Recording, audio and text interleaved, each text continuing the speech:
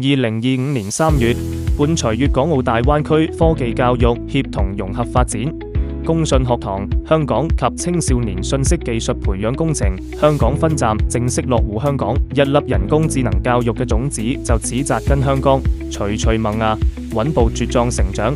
公信學堂以及青少年信息技術培養工程項目，由工業和信息化部教育與考試中心、中國電子教育學會、北京信通傳媒等國家級權威機構主辦。我哋專注4歲至16歲青少年 AI 科技教育，全面覆蓋幼兒、小學、初中各個學習階段。項目從2018年開始，全國累計測評人數超過300萬，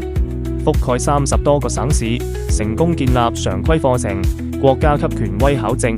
官方白名單賽事3位一體嘅完備 AI 科普教育體系。落戶香港後，我哋針對本地學生嘅學習特性，研發並定製一套適合香港校園嘅人工智能與編程課程。公信學堂香港積極走進香港中小學，開展課後科創課程、AI 機器人及編程教學、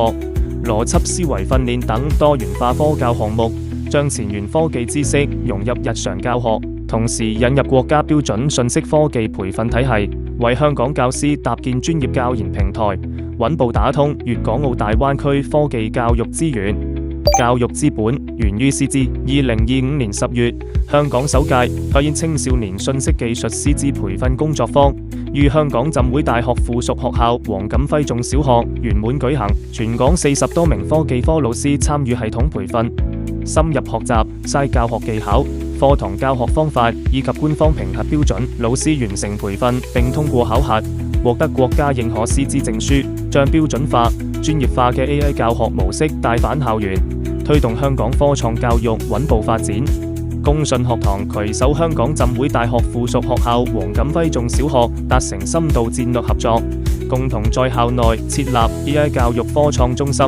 以4至16歲學童為服務對象，深耕青少年人工智能科普與創新實踐教育。同時，國家工信部權威機構正式向學校頒發3項官方資質牌匾：青少年人工智能教師人才創新中心，以及青少年人工智能技術水平測試自考評點與人才創新中心。透過系統化培訓，校內學生可在校參加國家級資格考試，考取全國認可嘅青少年信息技術證書，資格納入國家技術人才資料庫，讓香港學生嘅科創能力全面接軌國家標準。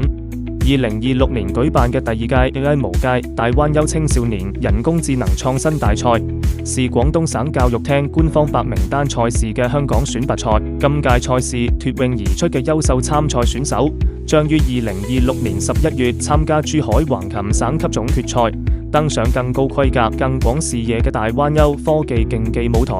自2025年3月落戶香港以來，公信學堂香港積極推動大灣區 AI 科普教育發展，持續搭建粵港澳教育協作橋，陪伴4至16歲青少年以科技啟航，迎向璀璨未來。